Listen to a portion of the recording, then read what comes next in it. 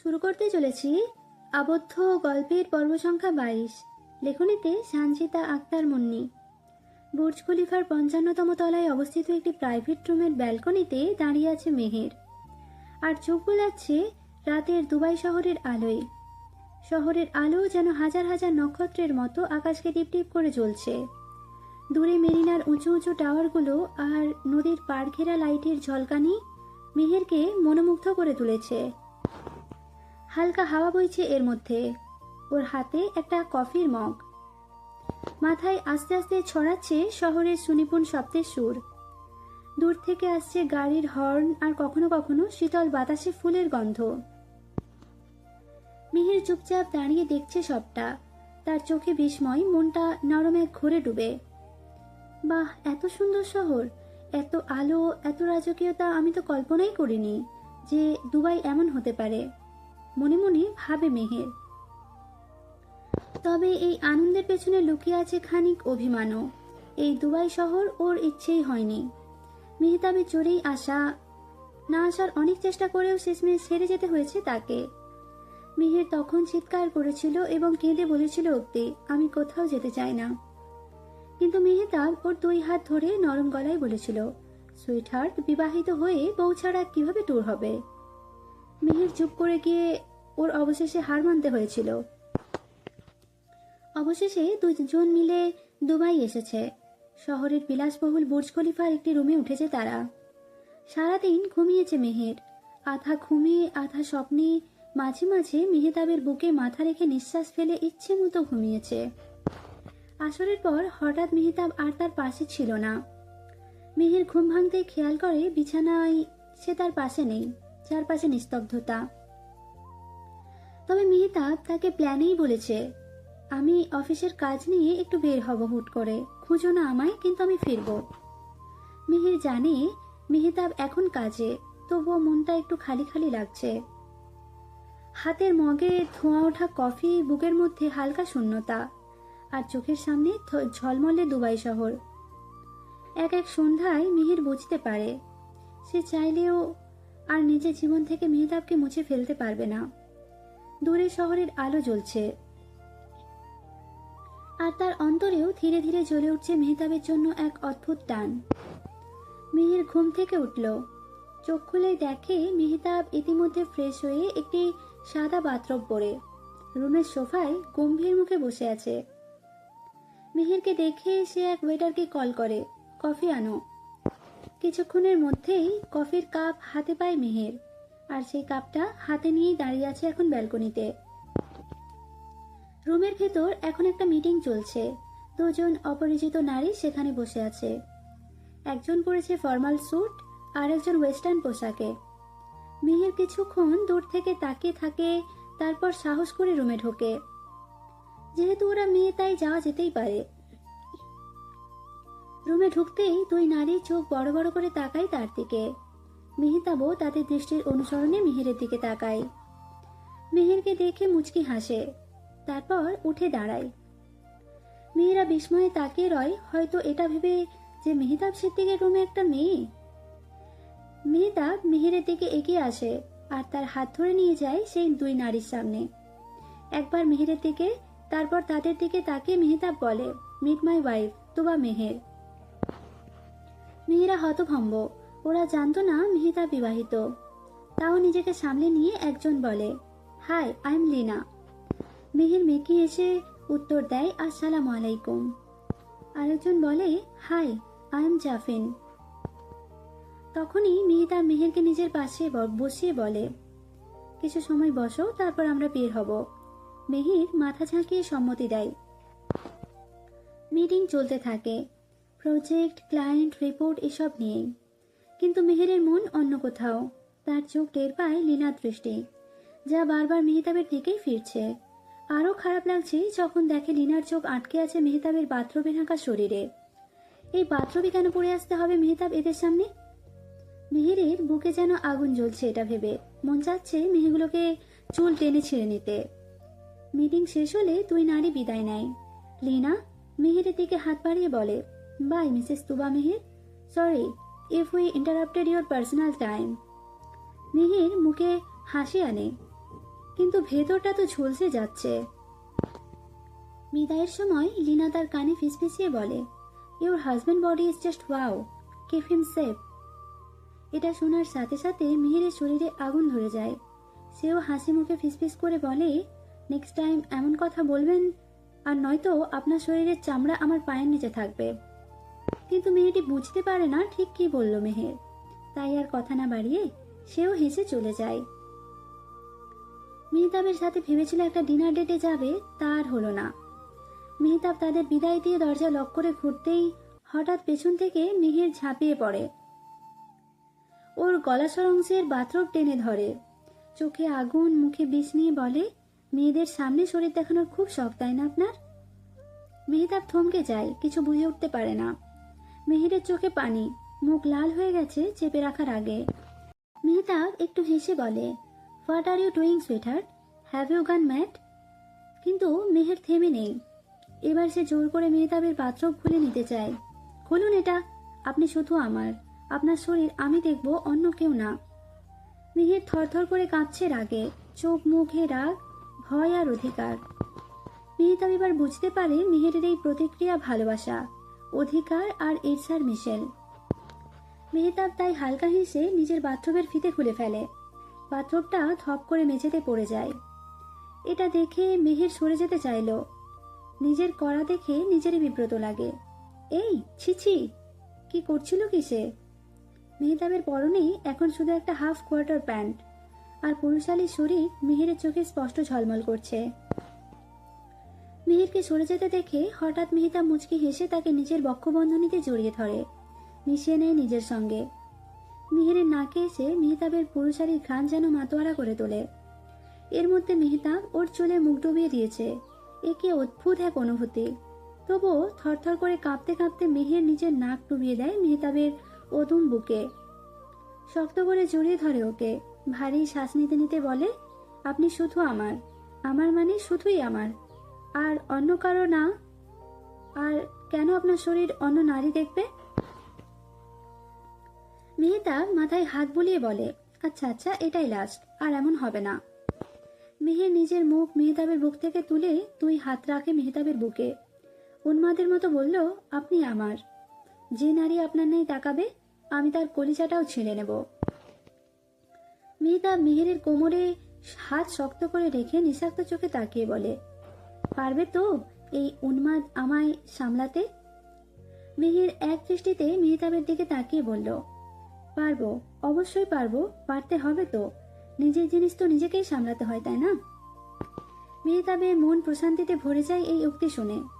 মেহেরের কপালে ঠোঁট ছুঁয়ে দিয়ে বলল, তবে মনে রেখো, আমি একান্তই তোমার, শুধুই তোমার। মেহের এটা শুনে একগাল হাসল, আর মেহতাবকে আরো শক্ত করে জড়িয়ে নিল।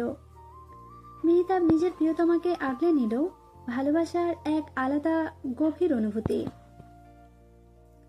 রাত 9টা। মেহের রুমেই ডিনার করে নিয়েছে, আর মেহতাব 122তম তলার রেস্টুরেন্টে। মেহতাব মেহেরকে নিয়ে যেতে চেয়েছে, কিন্তু মেহের অসহায়ভাবে না বলেছে, তাই আর জোর করেনি। মেহেরের মনটা ভার, কোথাও যেতে ইচ্ছে করে না, ওর শরীরটা ক্লান্ত, মনে চলেছে এক অজানা কিছুর ঢেউ। ওয়াশরুমে গিয়ে নিজেকে একটু হালকা করার চেষ্টা করছে। শাওয়ারের নিচে দাঁড়িয়ে অনেকটা সময় চোখ বুজে রেখেছে। ঠান্ডা পানি যেন সব ক্লান্তি ধুয়ে নিচ্ছে। অনেকক্ষণ পর নিজ মনে ভাবতে ভাবতে ওয়াশরুম থেকে বেরিয়ে আসে মেহের। দরজা খুলেই চোখে পড়ে সামনে আর সেই দৃশ্য দেখে সে থমকে যায়। সারা রুম জুড়ে ক্যান্ডেল আর ফ্লাওয়ার্স, হালকা সুবাসে ভরে আছে চারপাশ। আলো ঝলমল করছে নরম কাঁপা শিখায়, মনে হচ্ছে কোনো স্বপ্নের জগৎ। এটা দেখে মেহের নিজেকেই প্রশ্ন করে, এটা কি? আমি কি ভুল করে অন্য রুমে চলে এসেছি? কিন্তু না তো, এই তো ওর ব্যাগ, এই তো ওর ড্রেস। তবে কি কেউ?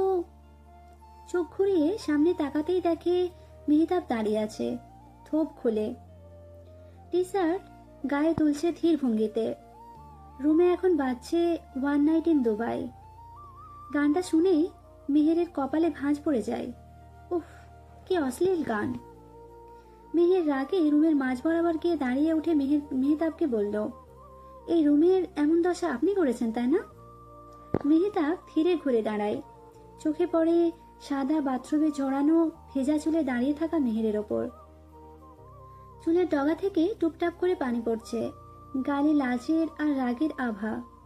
ইস, দৃশ্যটা মনে হয় একটা শিল্পকর্ম। মেহতাব এক মুহূর্তে বাকরুদ্ধ হয়ে নিজের গজবতীর রূপের গজব দেখে। মেহের বুঝে ওঠে মেহতাবের চোখে কি দেখছে, আর তৎক্ষণাৎ দুই হাতে নিজেকে আড়াল করে কাঁপা কণ্ঠে বলে, কি কি দেখছেন এইভাবে? ভদ্রতা বলে তো কিছু নেই, তাই না? মেহতাব হালকা হাসি দিয়ে বাঁকা চোখে তাকিয়ে বলে, উফ গজবতী, তোমার রূপের যে গজব, সেই গজবে আমি মেহতাব সিদ্দিক জ্বলে একেবারে ছারখার। মেহের ভ্রু কুঁচকে বলে, এই কি বলছেন এসব? আর রুমটাকে এমন করেছেন কেন? মেহতাব মুচকি হেসে ওর হাত ধরে ধীরে নিজের দিকে টেনে আনে, কোমরে শক্ত করে রাখে নিজের হাত। অতঃপর গভীর ভাবে চোখে চোখ রেখে বলে, I want a night in Dubai with you sweetheart. এই কথা শুনে মেহেরের মুখ শুকিয়ে যায়। এক নিঃশ্বাসে দাঁত চেপে বলে, এই জন্যই আমাকে দুবাই এনেছিস শালা। মেহতাব শুনেও না শোনার ভান করে, চোখে মায়ার ছেলে কেনে বলে, তুমি কি কিছু বললে? মেহের তৎক্ষণাৎ মুখ গোমরা করে হালকা হেসে বলে, না না, কিচ্ছু না। মেহতাব এবার ওর কোমরে রাখা নিজের হাতটা একটু শক্ত করে ধরে বলে, আমার জীবনে কোনো নারী ছিল না। নারীর স্পর্শ, নারীর মায়া, নারীর ভালোবাসা সব তোমার থেকেই শুরু। তুমি কি চাও না সারা জীবন আমার হয়ে থাকতে, আমাকে তোমার সবটা দিয়ে দিতে? এই আবদারে মেহের থমকে যায়, চোখে চোখ রাখে। মেহতাবের বাদামি চোখ জোড়ায় কোনো অদৃশ্য টান আছে। কি বলবে, কি বলা উচিত তার? শুধু চুপচাপ তাকিয়ে থাকে মেহতাবের চোখে। মেহতাব ধীরে ধীরে এগিয়ে আসে, এক হাতে মেহেরের বাথরুমের ফিতেটা ধরে আর এক টানে খুলে দেয়। মেহের লজ্জায় চোখ বুজে নেয়, তার শরীর তিরতির করে কাঁপছে, গোলাপি ঠোঁটজোড়া কাঁপছে নিঃশব্দে, কোনো না বলা অনুভূতি ফুটে উঠছে সেখান থেকে। মেহতাব ধীরে ধীরে মুখ এগিয়ে এনে ঠোঁট ছুঁয়ে দেয় মেহেরের থুতনিতে। এই ছোঁয়াটা বিদ্যুৎ ছড়িয়ে দেয় মেহেরের সারা দেহে। মেহের নিজের দুই হাত দিয়ে মেহতাবের কাঁধ শক্ত করে আঁকড়ে ধরে, চোখ এখনো মুছে আছে, বুকের ভেতর ঢেউ খেলে যাচ্ছে। মেহতাব নিঃশব্দে ধীরে ধীরে মেহেরের বাথরুমটা কাঁধ থেকে নামিয়ে নেয়, নিজের ঠোঁট ছুঁয়ে যায় মেহেরের উন্মুক্ত কাঁধে। মেহতাবের শরীরে সেই পরিচিত পুরুষালী ঘ্রাণে যেন মেহেরের ইন্দ্রিয় জেগে ওঠে। সে বারবার শিউরে ওঠে লজ্জায়, অভূতপূর্ব অনুভূতিতে আটা এক অনামা উত্তাপে। মেহতাব মেহেরের কানে মুখ এনে ফিসফিসিয়ে বলে, প্রস্তুত হয়ে যাও সুইটহার্ট, আমার উন্মাদনাকে ধারণ করার জন্য। এই কথার সঙ্গে সঙ্গে বাথরুমটা খুলে নিয়ে মেহেরকে বুকে জড়িয়ে বিছানায় ধপ করে পড়ে যায় মেহতাব। রাতটা থমকে দাঁড়ায় সেই মুহূর্তে। নিঃশব্দ রুম, মোমবাতির কম্পিত আলো আর ফুলের ঘ্রাণে ডুবে থাকা বাতাসে শুরু হয় এক নতুন অধ্যায়, যেখানে মিশে যায় দুটি শরীর, দুটি অন্তর, এক গভীর ভালোবাসার তীব্রতার মধ্যে। রুম জুড়ে শুধু ভেসে ওঠে তাদের নিঃশ্বাস, তাদের চাপা হাসি। মেহের খিলখিলিয়ে হেসে ওঠে লাজে লাজে মেহতাবের উষ্ণ স্পর্শে, আর সেই হাসির সুরে সুর মিলিয়ে হাসে মেহতাব, একান্তভাবে তার মেহেরকে নিজের করে পেয়ে। মেহের লজ্জায় চোখ বুজে নেয়, তার শরীর তীর করে কাঁপছে, গোলাপি ঠোঁট জোড়া কাঁপছে নিঃশব্দে, যেন কোনো না বলা অনুভূতি ফুটে উঠছে সেখান থেকে। ঘুম ভাঙল মেহেরের, কিন্তু নড়তে পারছে না বেচারি, আর নড়ার চেষ্টা করেও করছে না। রাত প্রায় 4টা হয়ে এসেছে হয়তো, এই আধ ঘন্টা হলেই ওরা ঘুমিয়েছে। মেহতাব এখন বেদম নিদ্রায় মগ্ন, মেহেরের বুকে মাথা ঠেকিয়ে অচেতন হয়ে শুয়ে আছে। মেহেরের মনে হচ্ছে তার শরীর যেন ছিঁড়ে যাচ্ছে, রগে রগে ব্যথা বেয়ে চলছে, যেন কেউ তার হাড়গুলো খুলে নিয়ে গেছে শরীর থেকে। কষ্ট অসহনীয়, চিৎকার করে কাঁদতে ইচ্ছে করছে, কিন্তু দাঁতে দাঁত চেপে নিজেকে সামলাচ্ছে। মেহতাব সবসময় বেশি বেশি করে, এত বোঝানোর পরও মেহতাব এক চুলো বুঝল না, আর ছাড় দিল কই। এই অসহনীয় কষ্ট নিয়েও মেহের মেহতাবের মাথায় হাত বুলিয়ে দিতে দিতে শয়তানি হাসি দিয়ে ফিসফিস করে বলে, অবশেষে তুমি আমার ফাঁদে পা দিয়েই দিলে মেহতাব সিদ্দিক। বলে ধীরে ধীরে বালিশের পাশ থেকে ফোন তুলে এক নাম্বারে কল দেয়। ফোন ধরতে তৃপ্তির হাসি দিয়ে বলে, মিশনের 50% কাজ শেষ। পেছনের লাইন থেকে দীর্ঘশ্বাস ফেলে কেউ বলে, নিজের সব সত্যি শেষ করে দিলে ভাবে? মেহের মুচকি হেসে জবাব দেয়, শেষ করিনি, মরণ খেলায় তা উৎসর্গ করেছি, আর যার বদলে চির বিশ্বস্ত হয়েছি। এই কথা শুনে ফোনের অন্য পাশের লোকটি সতর্কবাণী দিয়ে বলে, সাবধান, যদি মেহতাব সিদ্দিক ঘৃণাক্ষরেও টের পায় তবে মৃত্যু নিশ্চিত। মেহের তাচ্ছিল্য মিশ্রিত ডেবিলি হাসি দিয়ে বলে, মহাশয়, মরণ খেলায় মেতে উঠলে মরণের ভয় করতে হয় না। বলেই ফোন কেটে যায় এবং পাশে রেখে দেয় ফোনটা। মেহতাব এখনো ঘুমে ডুবে আছে। মেহের জানে হাজার নড়াচড়া করলেও মেহতাব উঠবে না। সারা রাতের ক্লান্তি ভোর করেছে ওর চোখে, তাই এভাবে শুয়ে শুয়ে ঘুমাচ্ছে, নাহলে এতক্ষণ জেগেই যেত। মেহের ধীরে ধীরে মেহতাবের মাথায় হাত বুলিয়ে বলে, তোমার প্রিয় নারী হবে তোমার ধ্বংসের মূল কারণ ডিয়ার হাজব্যান্ড। বলতে বলতে সে মেহতাবকে নিজের বুকে আরেকটু চেপে ধরে, আবারও মাথায় হাত বুলিয়ে দিয়ে শয়তানি হাসি দিয়ে ফিসফিস করে, একজন পুরুষকে নিঃস্ব করে দেওয়ার জন্য তার প্রিয় নারীর ছলনাই যথেষ্ট।